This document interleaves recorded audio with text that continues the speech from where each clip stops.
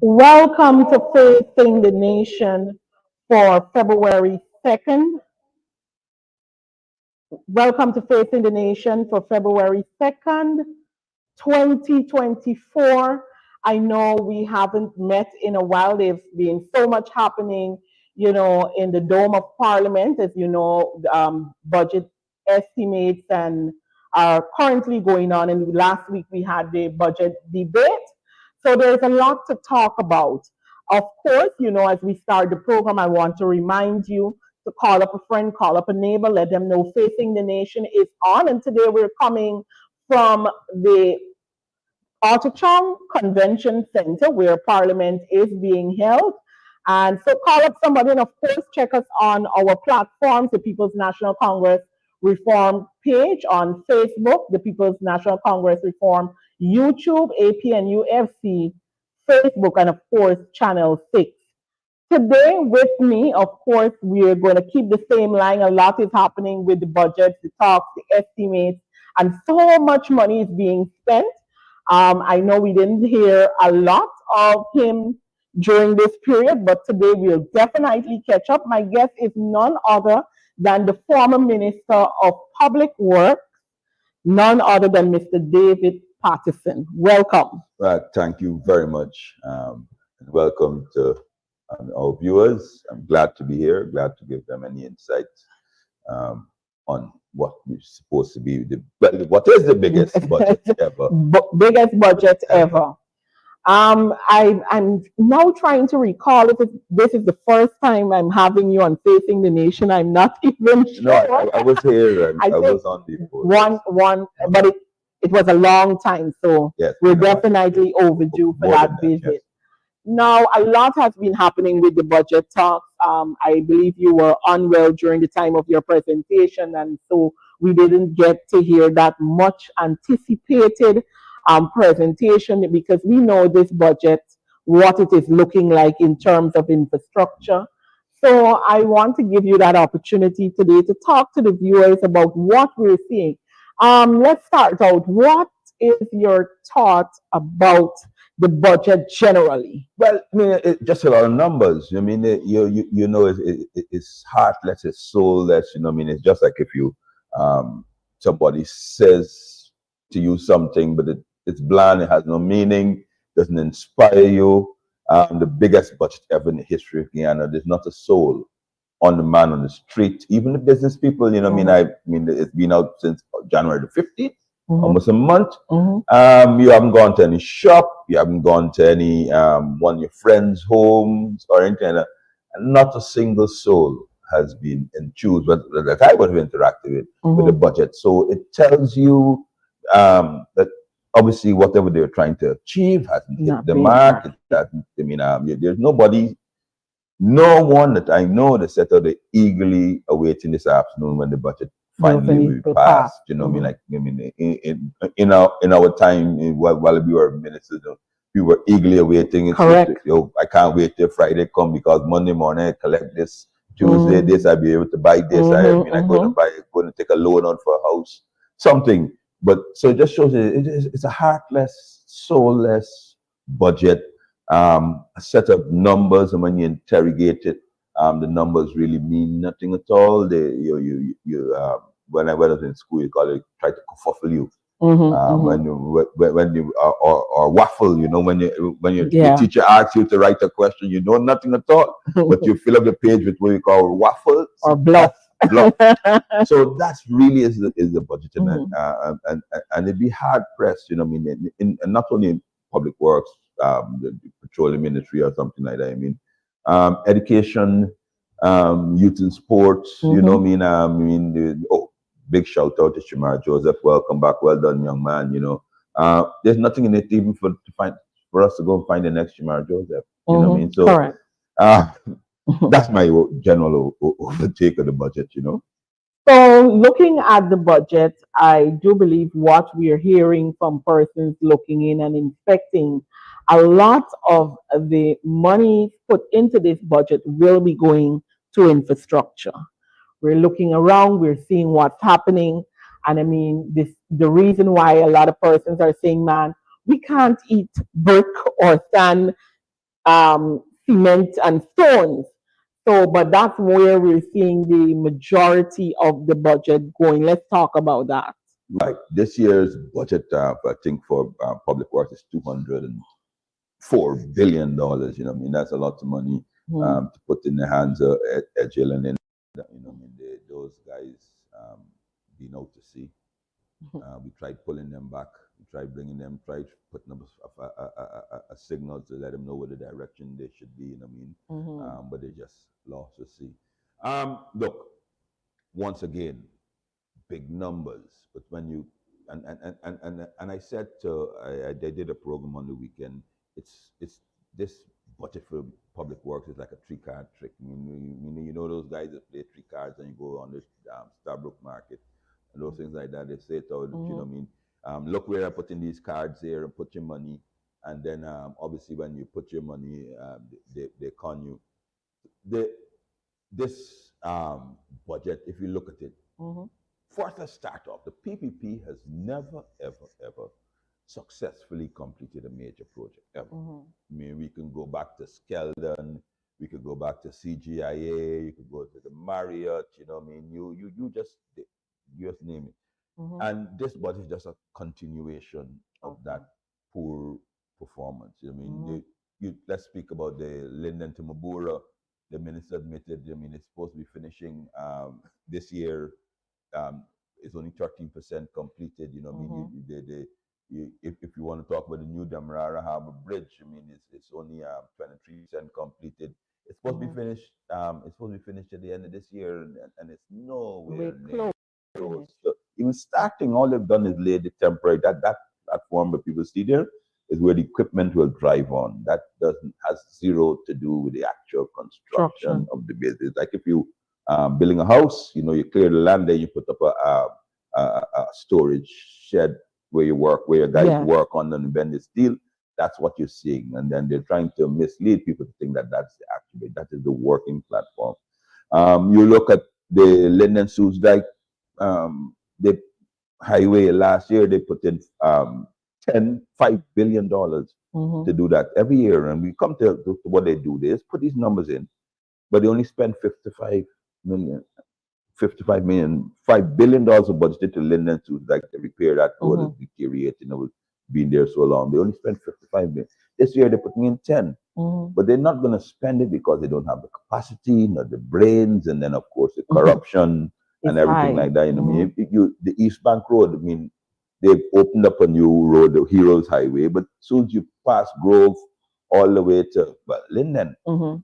that hasn't even started. Mm-hmm. You know what I mean? But they have in the budget another $10 million. You talk about the Wisma Bridge. Mm-hmm. I mean, so but they put these monies in, knowing they can't do it, Mm-hmm. knowing that nothing will be done. It's just like if you put up a billboard coming soon. So this Mm-hmm. budget, if you want in public works, it's a coming soon budget. Mm-hmm. And the coming soon would not be this year nor next year.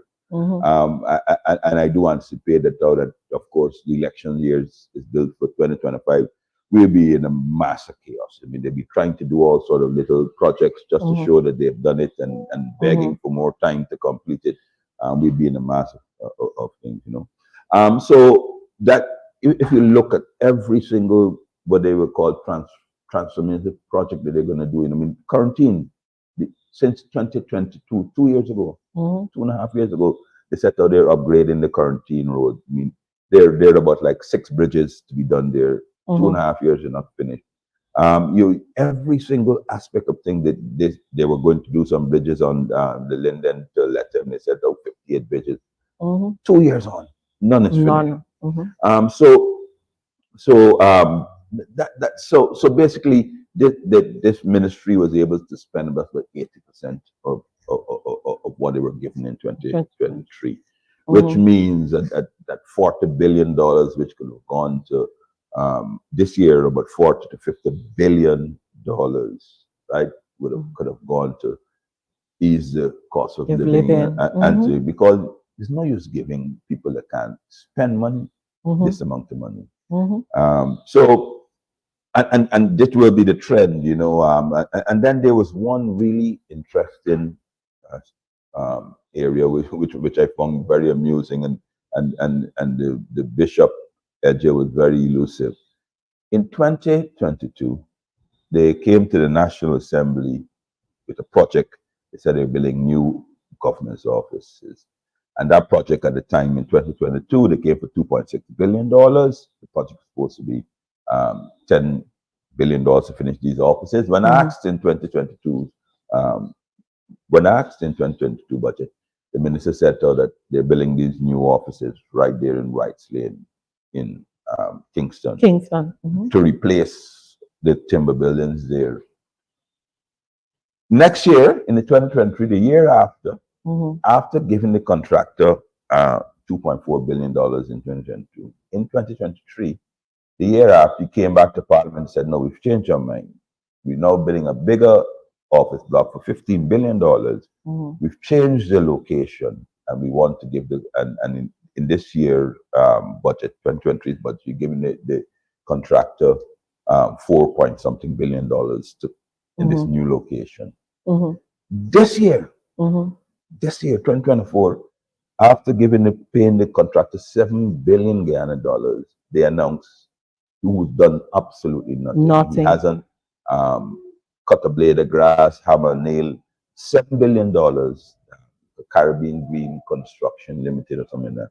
They announced that they're moving to a new location somewhere up in Houston, which means that now there's a company that has 7 billion Guyana dollars for 2 years, but doing absolutely nothing. Now, ladies and gentlemen, if the reason why we bring these things out, if somebody has $7 billion, the teachers, the nurses, the policemen, and you could have given these $7 billion. If you're not ready for the project, you could have given these $7 billion, given it out, increase the salaries, because you paying for work you haven't done nothing at all. But they give a contractor, I don't know, maybe investigating where he's from, but no doubt you'll end up to see some connection with them. So a company has a $7 billion for taxpayers' money. Lo and behold, we found out he's building a hotel.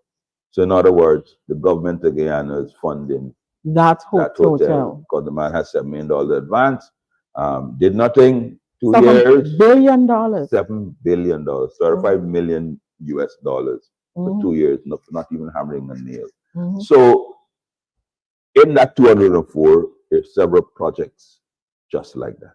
And we see as well, even the school in Linden. Yes, Bamia. Bamia School. Yes, where we're hearing that they've eventually done some work, but now they're admitting they're incapable of completing it, and now will seek to outsource or subcontract to complete that school. Well, that's exactly what I was starting at the beginning of the program, how they're putting money and they can't finish the project.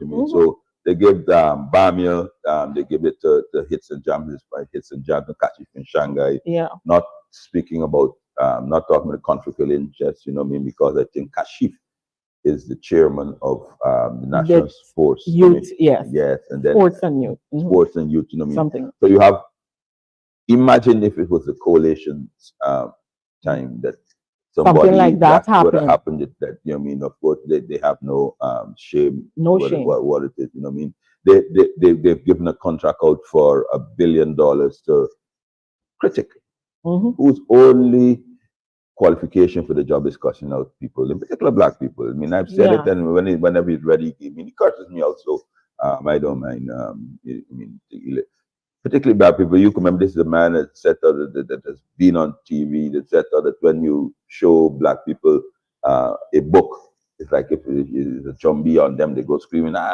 Correct. And then they go to church. I mean, this is a man.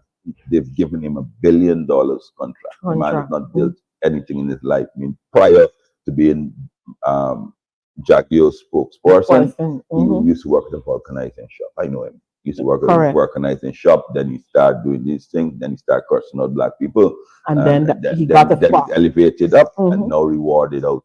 I mean, the man is proud to go on TV and say that he runs $1 billion industry. And I hear a lot of persons on this is now generally talking about the contracts that they're giving out and those things like that to everybody. Well, and I want to ask them to look around and let's be frank and fair. You know what I mean? Where is the black critic? Where is the black guy that was doing nothing? If you so are even and so forth, where is the and he's given $1 billion that just like that with no qualification, no nothing, and the Kashi from Shanghai, who's been in their camp since I think 2011. You remember, so they publicly. They now can't even. They've been there. They've not even gotten $1 billion contract. You know, I mean, it's and Jams who has been very closely associated to them. You know what I mean? But and they will get them and say, "Oh, we don't discriminate. We don't do that. We don't do that." But you act, and I'm saying this, and it's nothing to do with the thing, but it's just a fact.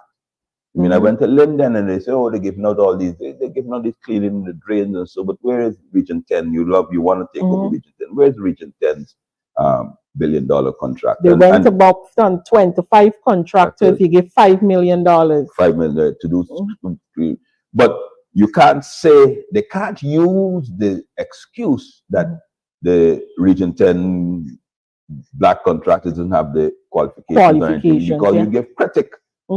Who is just a comedian and a talk show person, but you give him $1 billion contract. Correct. And these are the things these are the things that we must not be scared to speak about. You know, the people are scared of people. But when next they come and they tell you how they love you and they're giving you all these things, put up your hand and say, Jagdio Ali, where your levels with one Guyana, right? We want to see somebody. $1 billion. We want to see, you know, I mean, I think $1 billion contract or $2 billion, and you cannot say it out that it's a question of money and financial experience. I don't even think critic has a CXC, right? So you know, what I mean, it can't be education either. So that on that, and I'm not scared to call a spade, and I am calling a spade a spade.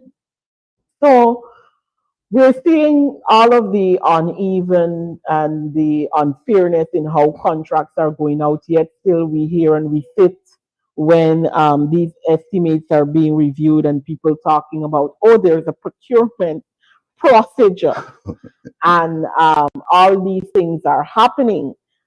So we see that on one hand, and we also have something that we're seeing because one of the other complaints that you're getting, particularly in a lot of villages, a lot of these contracts are, yes, being given out to persons, but persons who actually either waiting on somebody who's qualified to do it.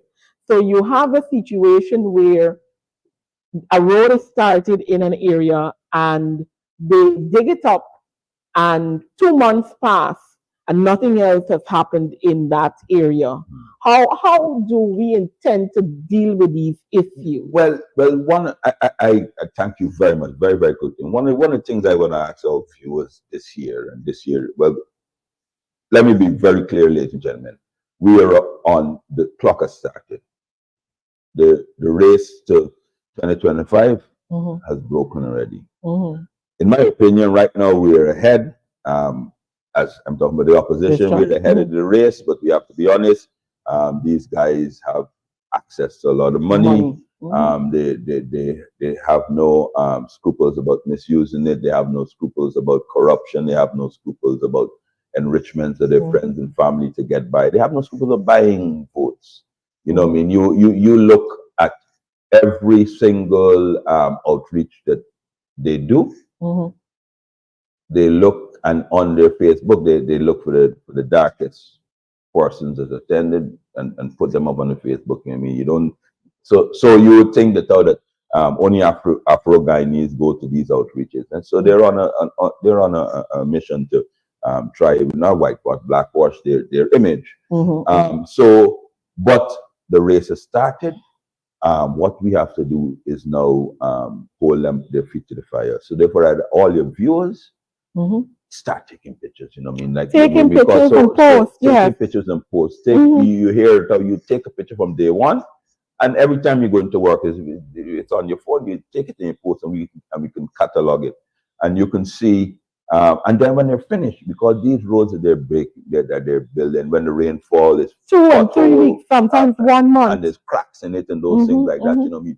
know, they take a road that was 14 feet wide and they narrow it down to 10 Mhm. feet, you know, what I mean, a car and a donkey car Can't pass on the can't road pass on the road, anymore. and then they come to Mhm. you and they say, "Oh, there's progress." Mhm. Mhm. We we are an oil producing country. They Mhm. just, and ladies and gentlemen, they just announced about 4 or 5 days that we have now producing 600,000 barrels a Beautiful. day. Mhm. Let me explain. $600,000 at the rate of a barrel today, right? A barrel of oil, that's 48 million US Dollars. dollars a Mhm. day. Mhm. Guyana's share out of that in US dollars every day is about $8 to $9 million. So we're getting 8 to 9 million US dollars a day Mhm. right now for doing nothing at all. Mhm. Mhm. The government is getting that money. Yeah. You mean it, or instead of increasing our roads, increasing, I mean, making it better, sharing the wealth, they're not doing it. They're taking the money to pipe the skies. They're going to want to, they're spending $400 million of that money on a gas ashore project that will, I don't know, will ever finish. You Mhm. know what I mean? Just because Jack Leo wanted it there and said he's going to do there. But in context, so we're getting 7 million US dollars a day. Mhm. They give pensioners $3,000 increase, and Mhm. then the Minister of Finance said so that it will cost the country $4.8 billion. But Mhm. in fact, there's only 4 days oil produced. 4 days. So Correct. that's what our pensioners are really worth. In a year of 365 days, I mean, the people that we shoulders we stand on, the people that made us and brought us to Mhm. this great point where we have so much money. 4 days.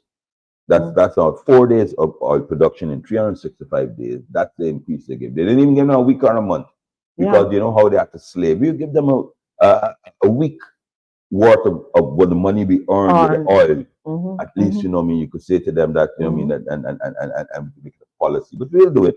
Mhm. Yep. Those pensioners struggle. I mean, forget under who. I mean, they came from the 50s and the 60s to hard times. Correct. They did with so little they had. They made us so much. They gave us. You know what I mean? Four And that's the days, way. four days of oil production money, and they collect All together. all together. Mhm. That's what the increase of all the pensioners is worth. You know what I mean? Mhm. So that's why. But what I'm saying though is a heartless, soulless budget. Budget. You Mhm. know, there is nothing. You know, I mean, like you go to Region 10. I mean, come on, why is there no university in Region 10? Mhm. There's one in 10. And we saw them closing down the nursing Nursing school, school, you know what I mean? which we need nurses. Nurses. Mhm. So this year they closed the nurses school. Our nurses are leaving because they're underpaid, but they're building 12 new hospitals. Yeah. They're rotating. Correct. So So what's the plan to fill to those fill those hospitals, hospitals? and Yeah. yes, and what is the quality of service that you Mhm. will get even if they fill it, because you're bringing Cubans. I mean, there's nothing wrong with Cubans, a great thing. You're bringing people that don't even speak the language, Mhm. and you get misdiagnosed. You have the fanciest, brightest, newest hospital, but you're Mhm. still dropping dead because the service there, because hospitals doesn't cure you. It's the Mhm. doctors and the nurses and the equipment those who diagnose and cure you, you know what I mean, you got the best hospital, your mortality rate will still continue to go down. You know what I mean? Carnage, I mean, road carnage. We're talking about every single day we be losing innocent persons on our road. Not a single measure. Not a single measure in the budget in this $1.14 trillion is there to address things like public transportation. We have so much money, the government could have gone out and bought 200 big buses, and not to compete with the minibuses, but only for the pensioners and school children. Allow them to travel free. I mean, you put 200 buses, you pay them, and they travel all the way down the East Coast, the East Bank, on the main roads. You're bringing them in town for congestion. Correct. So you bring in from start over Linden, and the 3 buses leave Linden and come down the highway. They drop off students and pick up students. When they come, the same thing on the East Coast, same on the East Bank, so that you do something for the pensioners. I mean, the minibuses can carry the normal set of passengers who. But we could have done that with a budget I did. Scheduled 8 o'clock, or my old granny could walk out of her house, and she knows at 8 o'clock a bus will pass. Will be there, and that bus will pass, and they'll drop her to collect her NIS. And because of course of the $3,000 they're giving you for old age pension, you got to spend about $1,500, $2,000 to get transportation back to collect it. But at 8 o'clock they would come, and she could stand up at this particular place. They'll pick her up at 8. Safe, some coaches drivers will drop her back off at home. When she wants to go to the market. That's a plan. That's what you do with $1 trillion. That's what you do with that sort of money that you have. I mean, you think about your people, not only, not just your friends, families, and favorites. I would like to have your thought before we wrap up on the incident that is making its rounds on Facebook at this point, Guyanese should have become accustomed to the attitude and the behavior of the president in the way he handles persons working under him, whether it's security, whether it is professionals in the public sector, etc. We're seeing one type of attitude. We recently had, I believe that incident happened this very week. I'm not sure if it's Berbice or West Coast, where he handled, he was calling for a GPL staff or infrastructure staff. And we saw his behavior with that. What's your take? Well, look, those are the things that upset you. You publicly berate staff on that. It's a professionalism. You haven't that. Someone comes and make an accusation against a staff, and then you, of course, you can, because you said you're president, insult them. He hasn't even insulted people, belittled them, and then thinks makes and he feels he's being effective. He feels that how he's being presidential, but that's totally unpresidential. You ever heard Mandela, who think one of the greatest presidents? Have you ever heard him berating staff? You ever hear him cursing out and these things? And the way you said, and even former President Granger, I'm sure he would have gone to places and persons would have made complaints to him, and he would said at the professional court yesterday, I understand what your issue is, and I will get somebody to look at it. As soon as he jumps in the car, I know this for sure. He gets on the phone, he's blue, man. He says, listen to me. We have a problem here or there. We have a problem here or there. You know what I mean? And you do these things, and there you go, and putting people to speak as though, you know what I mean? Yes. You know what I mean? But one day you'll do that, and somebody will say, I need this bleep bleep job. Correct. Bleep bleep bleep you. It's because people are desperate to keep their jobs. That's why you can do these things. You know what I mean? Look, there's a saying: you can take the pig out of the mud, but it's impossible to take the mud out of the pig, right? So I think that probably just sums up where we are. Not only him, you know what I mean, where we are here. We see them saying things. I mean, I see how he's walking around with Nigerian diamond. Come, That's another thing. That's an insult to every mother, Child, correct. female. I mean, to the family. I mean, this is a man who is allegedly a serial rapist, allegedly these things. You know, what I mean, this is not. He wasn't charged because the charge was dropped, but he had to be with the repercussion. And you're walking around with him. So in other words, you're saying, I mean, you didn't even say, well, put him in a back room and say Nigel get treatment. You know what I mean? If these are the things that you're being alleged to be doing, you shouldn't be seen with him in public. But a shameless government. But you know what that signals to all the other pedophiles, the wrong, and all the other men that feel they could take advantage of you. That you can do it and we will accept you. You will lose no status. You wouldn't go to jail, nothing at all. And you can walk with me as the president. Yeah. As we wrap up, is there any other thing that we didn't touch on that you may want to say to the viewers very quickly? Well, my general thing, not on the budget, my general thing that I think your views are eyes and ears. I want to encourage you. It doesn't take much because you're always on social media. I mean, and if you don't want to post something publicly, you can send it to us and we will do it. But there's so much going on, right? Every single day there isn't a single day. This morning I'm coming to Parliament, I stopped at the shop to buy some mints.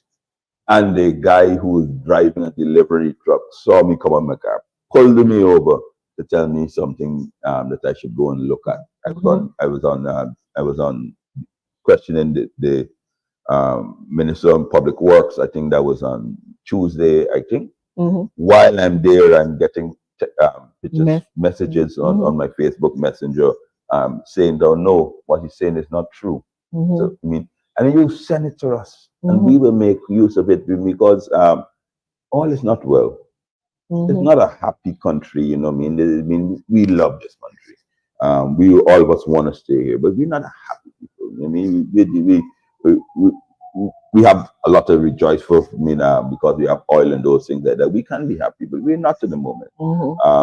So, but all is now lost, folks. You be our eyes and ears. You let us help us fight the good fight. All right, thank you. Thank you once again for joining us. Viewers, today I will be having another MP we'll be speaking with in a little. But as she comes on, I want us to take a look at a video where the government, we're seeing a continuous inhumane treatment of persons within this country. And we have another situation that is arising currently in the area of success. And I like us to take just a short glimpse of that video before I introduce my second guest for today. I'm living in success squatting over 4 years. The first time when we start squatting, this bush was so high. When I taller than me, I go through and we chopping and we cleaning corns in my hands and stuff. It wasn't easy thing. We were flood out. We sleep.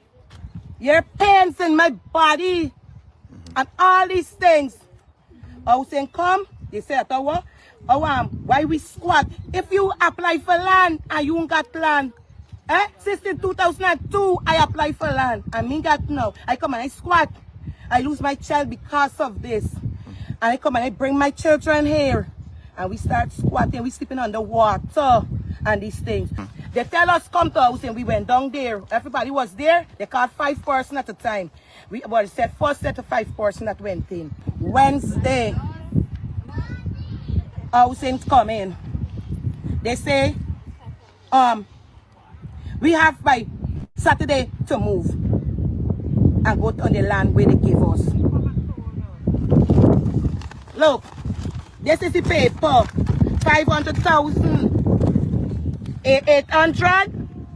8,000 for surveil. 3,000 for land fee. 500 for step duty. Watch at this. Then they give you, watch it, read the letter, viewers. a month to pay $250,000 a month. I'm a single parent with 6 children. You understand? I'm not working for $100,000. I'm working for less than $100,000. How can I find $250,000? I had to go borrow this money. You understand? I don't have a structure. If they left the structure that they left there, we don't build on. You understand? If you left it, it fall down. You understand? I get to go to the DCXC. CXC. No light, no water. If you see the distance, it got back. Without no light, no water. How she studying? We are watching come and dance. I want the viewers to see the distance, that we are not lying. No light, no water. You see the road system, you see when the vehicle pass, all the dust. Look, your babies, a lot of people. Always is single, mostly single parents here. Most of us is women. My concern is that I'm living here 2 years ago. I have 6 kids, but 5 people with me. Well, these people gave land, but I didn't have a birth certificate. So they didn't give me no land. I went and got my birth certificate. Now they say they can't give me a land still till I get my ID. So I'm on the process of that. So they put me through down at the back. They say like 5 minutes to walk and go down there. I have 4 children going to school. And I wonder where is it going to be to walk from back there to come to the front here with no white light, no water, no current, how my children will study, how I get water to cook, how I look after my kids. I'm a single mother with 6 kids. I need support. I need some sort of assistance. And if they can move me from here, I don't know why they don't give me right here. Because we developed this place. This place was developed by us. It's not by them. Now they want to sell the space to people who have more money than we. And we are not human too. We have right here. We are Guyanese. We the one who put them there. Now the claim say, however we live in here, we have to go and live the same way back there. How we squat here, there's really no problem. They say they have no water, no light in the process at the moment. So what about the people who have small kids going on to the back there without water? We can't live. How we gonna cook, how we gonna wash, and how we gonna look at kids? And who don't have a vehicle to move from back to front, how we gonna move? Here you have it. That is persons who are living in the success area. And what is happening there? Oh, just before I continue explaining what's happening, let me first introduce my second guest for today's program. No stranger to the show, no stranger to the platform. So we're going to start rocking. None other than MP Coretta Mcdonald, who has been on it through the budgets, and as usual, all the time dealing with the issues that we are faced with. So we were just looking at that video there. Let me try to leave here. Yes, we're just looking at the video there. This morning, what I understand would have happened, the minister would have went into the area on Tuesday. They're doing some form of development in that area, and after his visit on Tuesday, after having some back and forth with the residents and asking them between December of last year and January 12th, where they were asking them to pay between $250,000 to $500,000 within less than a month, so that they can receive some lands that are about 60 minutes. It's about a 60 minutes walk from where they currently are. No water, no light, no means really to get in, because the road is just a dust road, no civilization in sight. And they want them to pay that amount of money and move. And then on Tuesday, they would have said to them, they have until this Saturday to remove or be removed. So that's what's happening there. I visited with Miss Robin Simon and some others. Travis Chase was there as well this morning. And mostly single mothers. That's what you're seeing there. And they have children school age doing varying jobs, not able, they're unable to come up with $250,000 in less than a month. By no means can they do that. and now you're forcing them out. What are your thoughts on that before we go into the other stuff? Well, Shanika, thanks again for having me on this program. When you see these things happen, you cannot help but put yourselves in the position that these mothers are finding themselves in. Because as a mother with children, I understand how a mother would feel not being able to raise a sum of $250,000, where you work by yourself, you're Mm-hmm. self-employed, Yes. and you are trying there to make ends meet, and Meet. you're doing everything that is possible.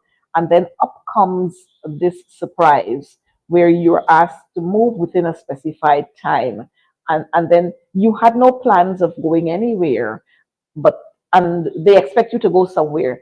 I don't know what caring we talk about when we hear about the one Guyana and because we care. Mm-hmm. Maybe our interpretation of caring is somewhat different from that of the PPP. But it's not the first time. We have seen them move in on the women at Success before. Correct. They flooded their homes one night when they were asleep. They woke up to water in their homes and water surrounding the entire area where they were living. When that Mm-hmm. was not enough, they got the police Yeah. to bulldoze some of those homes. Yes. And then we saw them doing that in Buxton. And then we saw them most recently there was that one, whether it's recent or it's not recent, we saw the same action in Mocha. Mm-hmm. And as we speak, that patch there, Caneview Avenue, is it's almost a jungle now. Mm-hmm. The development they were talking about and the hindering of the road project, Project. we Mm-hmm. have not seen any form of hindrance. Mm-hmm. But those families have all been dispersed. And so you still have some of those family members still living with friends, Friends. still Yes. living with relatives. And so this here is one of the mantra of the PPP, Mm-hmm. to dislodge people, Mm-hmm. to oppress people, Mm-hmm. to keep them always on their knees, so that when you come around with your $5,000, and when they come around with their $40,000, and when they come around with the with a little cash grant, Mm-hmm. that you're always going to be there. You see, the PPP, they sat there over the years, and they have already worked out how they are going to continue to keep people oppressed. Mm-hmm. And if you see the method that, if you look at the method that they're using across this country, you would recognize and agree with me that the PPP feels that they are in an upper class, Mm-hmm. and the masses of Guyanese citizens are way down. And I say that comment referencing the fact when the now Attorney General said he is a chatri. Mm-hmm. And so, once you go there, you're talking about class system. Yeah. And that's what they're employing in this country. And they don't have any intentions of teaching Mm-hmm. the masses to fish. Mm-hmm. They want to always continue to drop a half of a fish, a Mm-hmm. quarter of a fish, a three-quarter of a fish to you, and then they come another long time. And because they know that people are desperate and people are really in need of the cash grants that they offer, they continue to drop that on you. Mm-hmm. And while they continue to drop that on you, they continue to disperse families, they continue to break up people's homes, they continue to put you in positions where you cannot help yourself. And that's how heartless the PPP are. One of the things, yeah, it's you talked about cash grants. The young ladies would have even said in talking to us that when they were handing out the $25,000 cash grants and they came around those areas, they told them plain, you can't have it. Y'all are squatting. Wow. So it didn't matter that they were mothers with children or they had families, they were living in a home, but they were told because they're squatting, they couldn't get it. And so it means that if you're a squatter, it takes away the entire, it takes away the authority, it takes away your belonging, you belonging, it takes away your nationality. That you are no Apparently, longer a Guyanese, you're not a Guyanese. you're not And entitled. even when you're not Guyanese, because we've seen them giving to the Venezuelans. Mhm. So it strips one of everything when they tell you that you're a squatter and you're not entitled to. But then we hear them talk on other forums. This is for Guyana, one Mhm. Guyana. Mhm. and the budget is for all All the people. Guyanese, Mhm. and Guyanese are our friends and they are our families, and we are catering for them. But on the other hand, you see Mhm. just how they operate, This is how they treat their contrary to family, what they say. friends. This is how they treat them. That's how they treat family and friends. And if that's the kind of treatment you give to family and friends, then I don't want to be a family nor a friend. Correct, correct.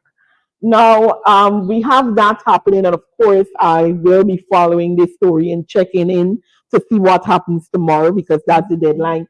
And I must say that many of them said, we don't have a problem. We are happy to get land wherever you're going to send it to, give it to us. But how do I go to live at a place where there is no water? How do I cook for my children?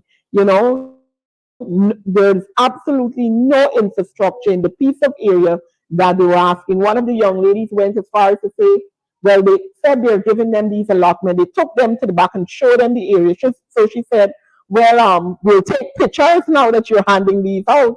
And she said one of the persons said to them, no, we can't take any pictures of this. Somebody said you want us to be fired. So now that leaves us to wonder what is really the transaction that is happening in that regard.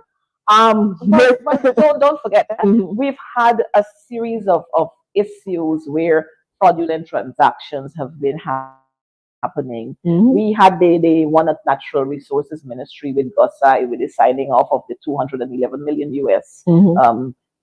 which could have been used to pay the teachers, Mhm. which could have been used to pay other public servants, Servants. which could have been used to develop some of these same lands, these same communities that we have there, and Mhm, ensure that people can live comfortable. mhm, But and then we've had the funny transactions at the Ministry of Housing again, mhm. and so it's all over in every single ministry. We hear about the local government ministry, we heard about the education ministry.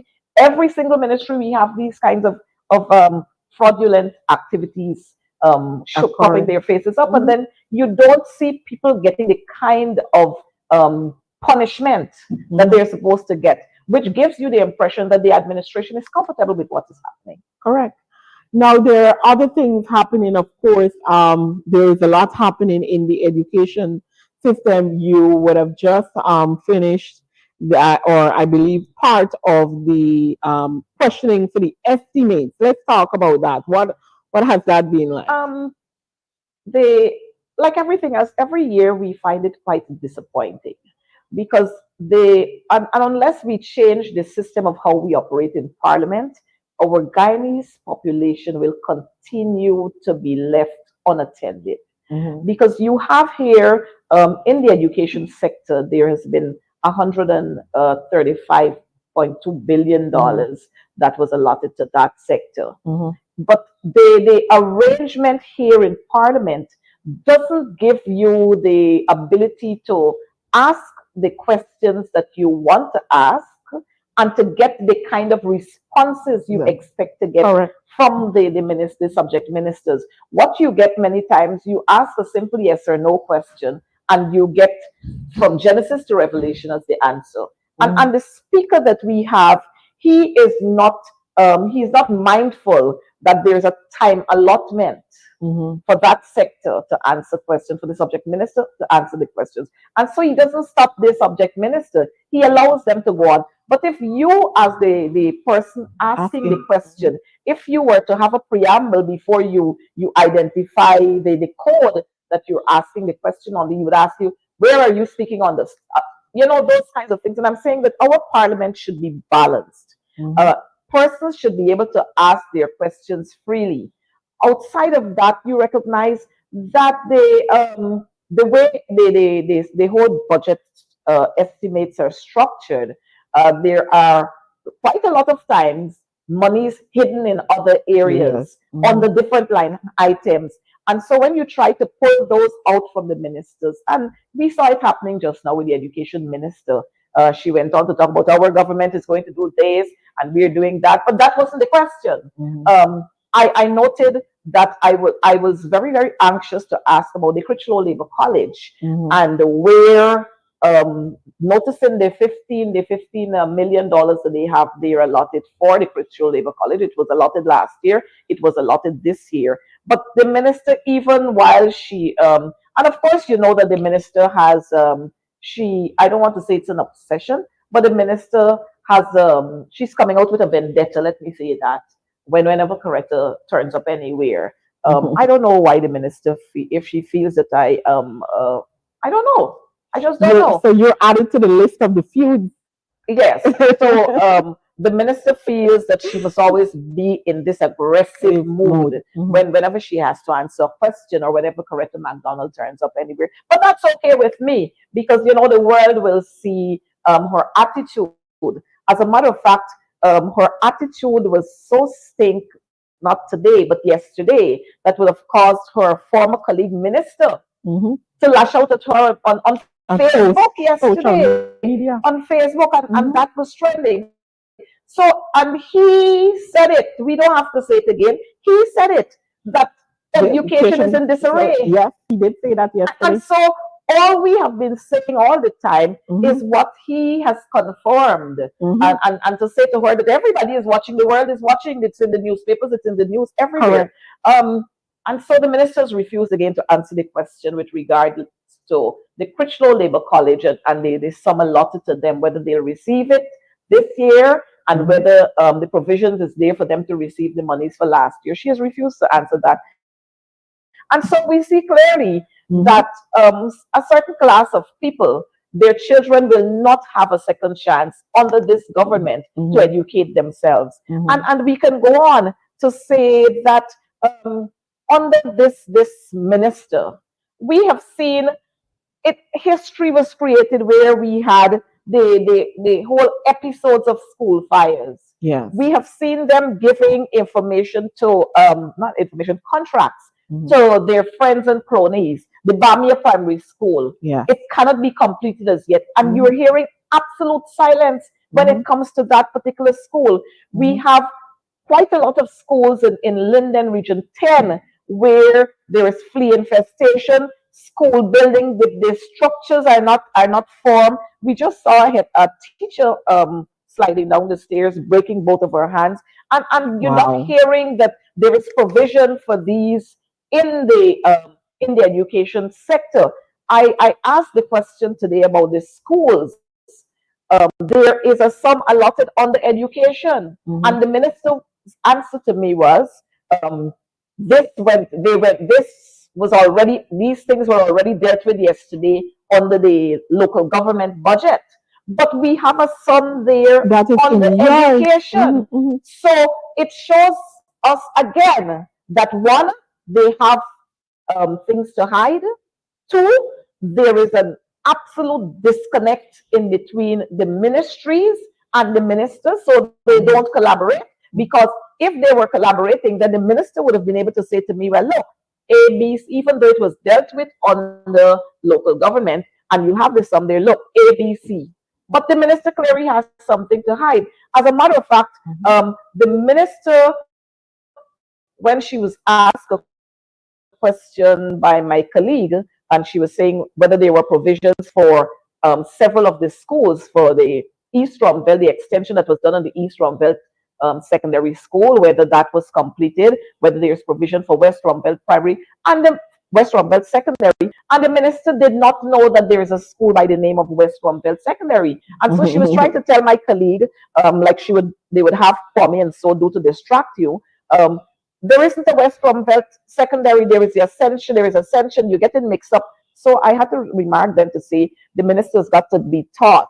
We got to do some training with her, because when I asked the question about the Critchlow Labour College, she said I needed to get some training to look at the budget, to know how to read the budget. So I was just returning that to her to say we would be happy to do some training with you, some social studies and some geography, so that you would know that there's a West Romville Secondary School. But this is what we have happening all the time.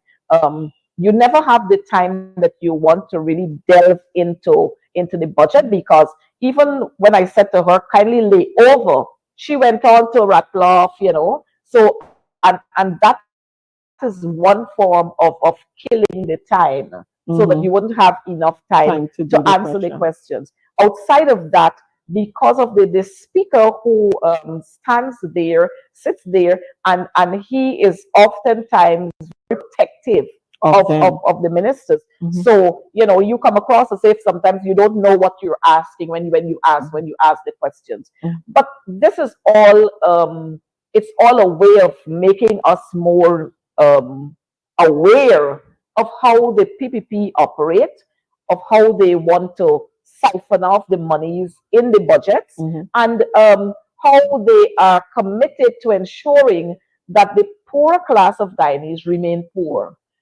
We hear the talks about school buildings, and they are going to be looking at school buildings, restructuring, rehabilitation of school buildings. But I've seen there you had, when we talk about cleaning and janitorials and so on, you're seeing vast decline in those. Mhm. But the minister, when you ask the question whether there is no more cleaning that is supposed to be done because you probably did all the cleaning again, she wants to tell you things like, well, they don't need to do those kinds of cleaning because they would have given grants to the teachers. Now, the grants for the teachers is not for cleaning. It's not for cleaning. While you might have some janitorial supplies there, it's not for the teachers It's to clean. I heard her talk about cleaning, employing more sweeper cleaners. So I'm going to be looking out to see whether every school, because I did ask her that, since you're talking about this, the skilled and unskilled staff, where she said it's going to be an increase of sweeper cleaners as one of the categories. I said I hope that every school will have cleaners. Then I went on to raise the issue about security in schools, because I know security in our schools is a big one. Yeah. And she said, oh, that is catered for under the regions. But as Minister of Education, you You should must know. know which schools are manned by which security firm and how many security personnel, because I was interested in how many security personnel we are going to have at On each each school. school. Because there are some schools you're supposed to have 2, some 3, some 4. And in many instances, you see one, sometimes you don't see any. Or you see them there for the early part of the afternoon, and as soon as night closes, then the security company asks them to go somewhere else. And then the schools are left. Sometimes during the day, there are no security at schools. There's no security at school. And we know the risks that teachers and learners are exposed to at this time. Robberies at schools, parents running into schools to bash teachers, students holding schools under siege. But here is it, the minister, they are not prepared to answer the questions that you ask of them because they clearly have something to hide. All right. There's so much, we always never have enough time to go through all the things that we want to. But there are a few things that I still want us to touch on very quickly. We see, you talked about the whole sweeper cleaner thing there and stuff, and the teachers, whatever money she's saying that is given to them. I saw a clip that is now making its round on social media where she is literally stating without any shame, anything about it, that basically are calling the teachers thieves, because she's saying that they are giving them X amount of money, and she knows for a fact that teachers do not spend that amount of money in the classroom. Therefore, she gives them something in their pocket.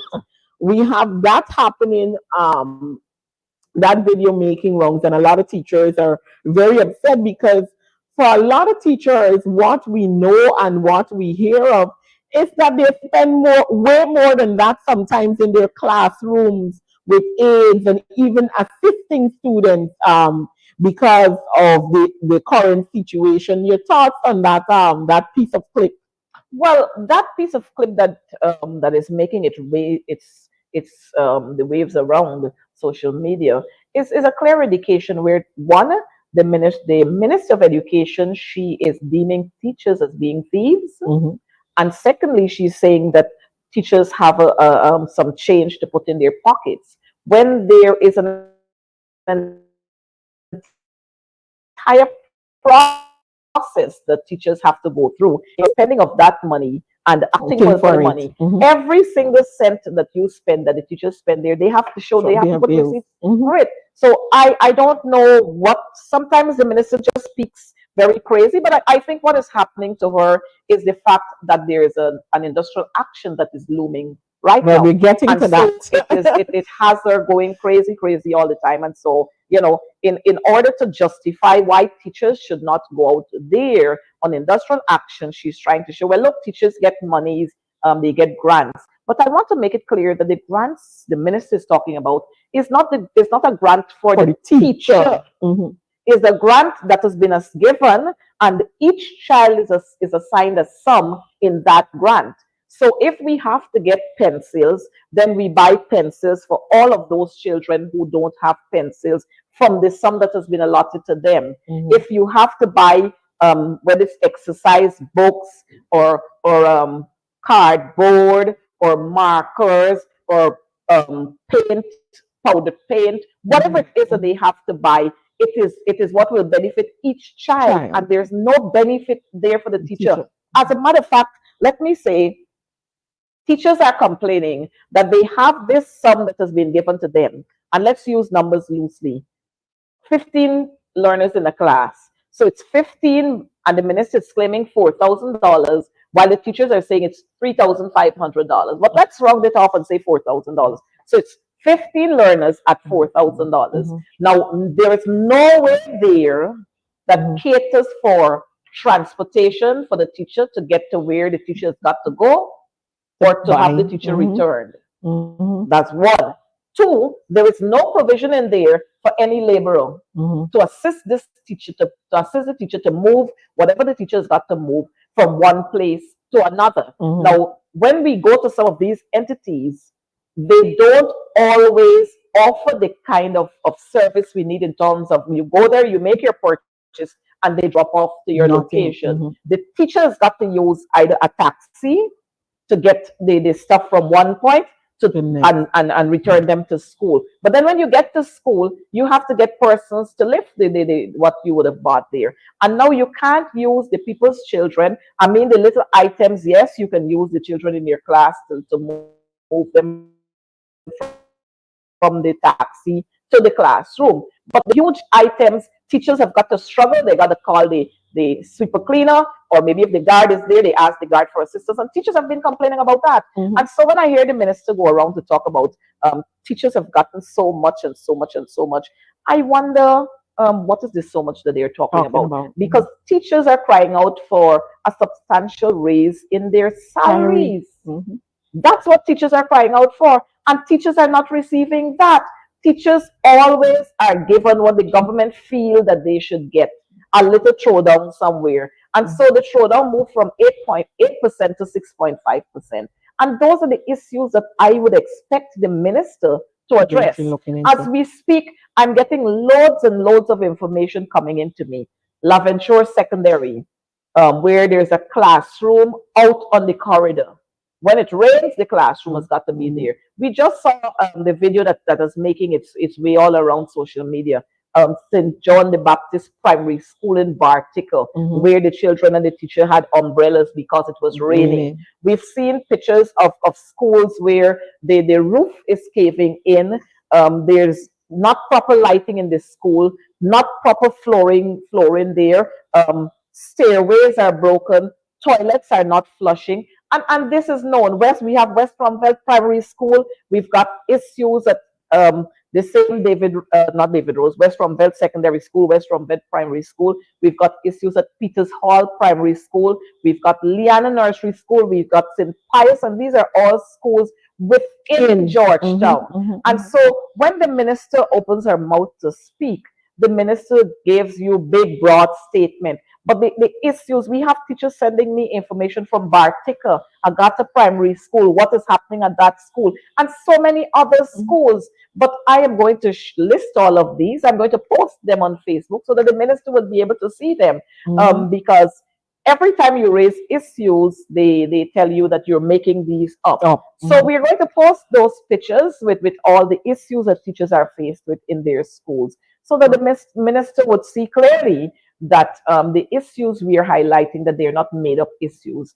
And of course, we cannot allow them to know who is sending the information to us, Correct, because you correct, know how they'll victimize teachers. correct. But this is all, one would think that if a government wants to ensure that they are successful, then, and you have nothing to hide, then you should include the citizens of the country at every level possible. Correct. Include the citizens there. But no, it's just a cook shop there for the elites, and you have contracts being given to one person receiving several contracts, and then they have to ask for extension and extension, because the same manpower that they use at one location is the same manpower for the next. So all of these No projects proper are being planning. delayed, and because of friends, family favorites, and we got flatterers now, you have that kind of situation. I would have been happy to hear the minister talk about the new Campbellville Secondary Yes, School, the new building, the front building. That building is leaning. You don't hear anything about that building. We got issues at Ketley Primary School. We got so many issues, but the minister is just vague with what she tells you. I know we have the North Rumbelt Secondary School. I'm not sure when that is going to be completed, because we didn't get the time to ask about that one. But I visited that school just about 2 days ago, and the teachers are complaining that they are not allowed to go in there to see what is happening there. They're not, even though they're in the same compound, they're not allowed to go to see what is happening there. They're always getting, the chief engineer is not there, or they don't have enough safety gears. There's always an excuse, A barrier.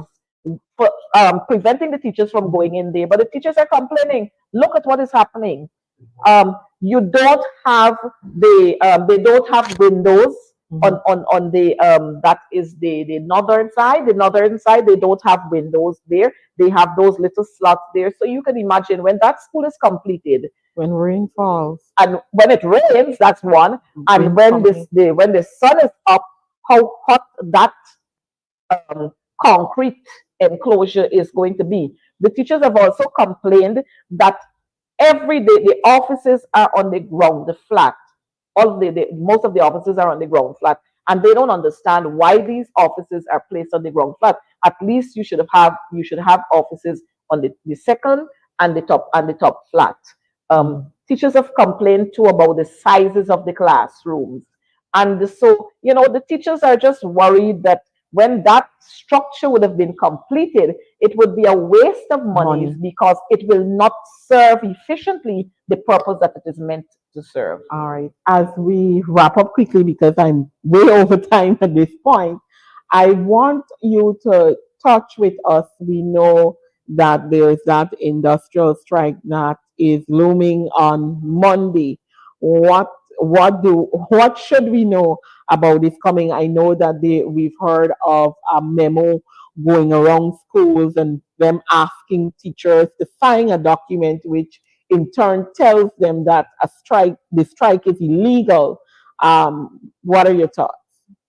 Well, let me say to you that strike over the years has been legal because it is in the Constitution. The Constitution gives us the right to strike.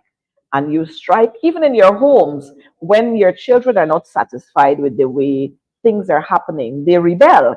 And so that in itself can be deemed as a strike. But all of that can be averted if we deal with issues before it gets to that level. And so it has been since 2020 that the Guyana Teachers Union would have been back and forth with the government, Ministry of Education included, with the proposal we submitted. What the government has done is that they have decided, they made a decision that they will punish teachers. And they're punishing teachers because the majority of the teaching sector are Afro-Guyanese. And we have some Indo-Guyanese and we have the indigenous teachers and we have the mixed teachers there. But the majority of teachers are Afro-Guyanese. And it is presumed that Afro-Guyanese support the coalition. And so to punish and to spite the coalition, you punish the teachers. and you punish those who you presume are supporters of the coalition.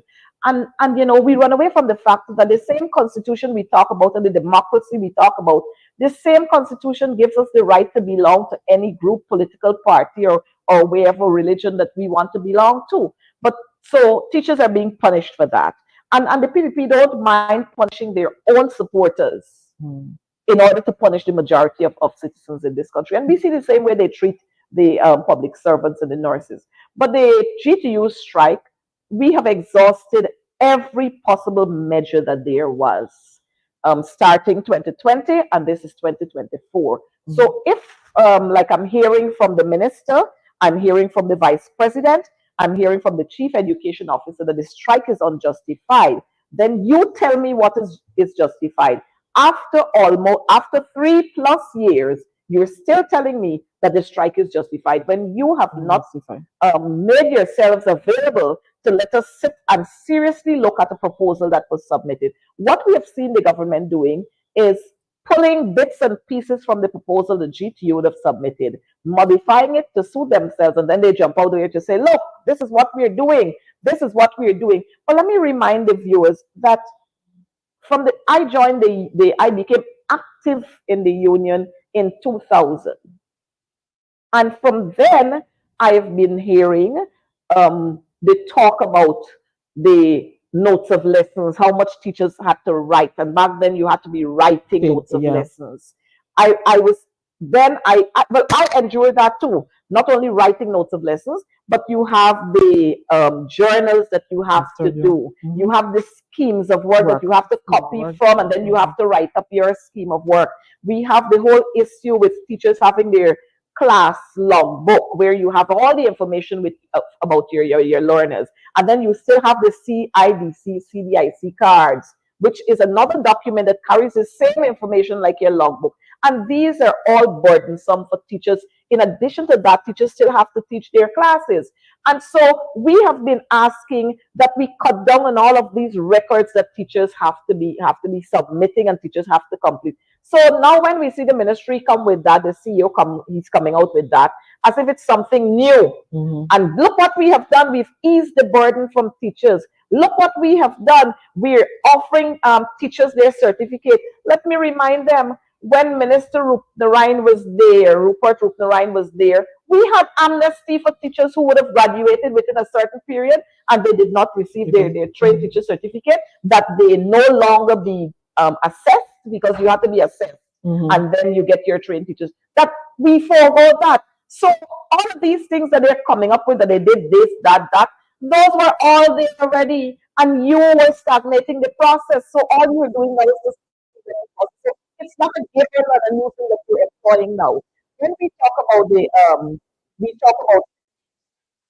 allowances for additional qualification, that has been there before 2006. In 2006, we sought to modify and put that in our proposal, and we had that proposal signed. So if you calculate from 2006 to now, I don't know what the chief education officer is talking about, but of course the chief education officer has to do what he has got to do, because he was not appointed. The union initiates industrial action over the government's failure to address the multi-year agreement proposed by the union.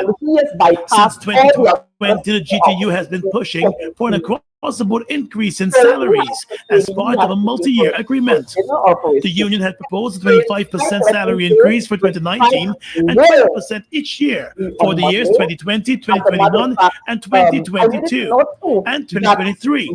But instead, was met with imposed salary increases and non-salary benefits from the government. GTU General Secretary Coretta Mcdonald today told News Source that teachers have had enough and they are ready to withdraw their services for a period of 2 weeks, starting from Monday, the 5th of February. Now, we would expect the Ministry of Labour to be very neutral. The GTU has October last year, indicating that talks between the union and the government had broken down, resulting in the initiation of the process of conciliation. It was noted that the conciliatory process was never advanced because the Labour Ministry never responded to the request by the GTU. McDonald said the GTU then wrote to the Labour Ministry again, industrial action over the government's failure to address the multi-year agreement proposed by the union. Since 2020, the GTU has been pushing for an across-the-board increase in salaries as part of a multi-year agreement. The union had proposed a 25% salary increase for 2019 and 20% each year for the years 2020, 2021, and 2022 and 2023. But instead, it was met with imposed salary increases and non-salary benefits from the government. GTU General. Rather than highlighting the position that an individual holds in the union, he went there to the individual's name. And he said to me yesterday that he had to put my name on that in that letter. He had to put my name. I said, but Cyril, why couldn't you have said correct Mark like president and correct McDonald representative? And he said, no, I can't put the Mark name there. I can't put the Mark name there. I have to put your name. Which is saying to me that they are trying to make teachers in another class to say, because Coretta Mcdonald is an MC, so it's going on like because our parents are smart, and the entire Guyana, and those who don't understand that this year is free. Because I can tell you in 2018 when we took the game situation, our if you think about it, right. He had a lot to say, and he was calling on President Granger to speak to the teachers union. And they just asking the same. And he said the strike is not illegal. He said teachers deserve more monies. And he even went so far to tell President Granger that you needed to cut on dietary and you needed to cut on the bond that they were renting and some other issue. He said that if they cut on that, they'll be able to pay teachers. Now we're saying the same thing to you. Cut on, he said travel. So I'm saying to him now, tell your president and yourself, cut on some of the external travels and you will have the monies to pay the teachers. And to tell you that our strike has nothing to do with politics, because even if teachers have party cards, they can't take those party cards to a supermarket and swipe it. Teachers are feeling the squeeze. Teachers are under pressure. And for that reason, our teachers all across this country, let me say that, with all the threats that they have been issuing to teachers, our teachers all across this country are ready to down tools on Monday. So parents, on Monday, our teachers are not going to be in school. And we want to urge you to support our teachers, because when you support the teachers will be able to function even more effectively for your children. And that would make your children's learning comfortable. Support the teachers. Keep your children at home. As a matter of fact, you should come out there and join us too as we clamor for better conditions of work, because you've seen what teachers have to go through in schools. Better conditions of work we need, and we need increases in salaries. Well, I want to thank you very, very much for being here today and giving us the relevant information, that we have been seeking. It's always a privilege to have you here. Thank you to my viewers as well for being here today. We had an extended show today, but we know that you were listening. There are lots of comments there. I didn't get to read into any of the comments today, but continue to follow us on our platforms as the Parliament session continues, and you'll be able to see more coverage on the questioning of the estimates. Thank you for joining Facing the Nation, and see you next week, same time. Do have a wonderful afternoon.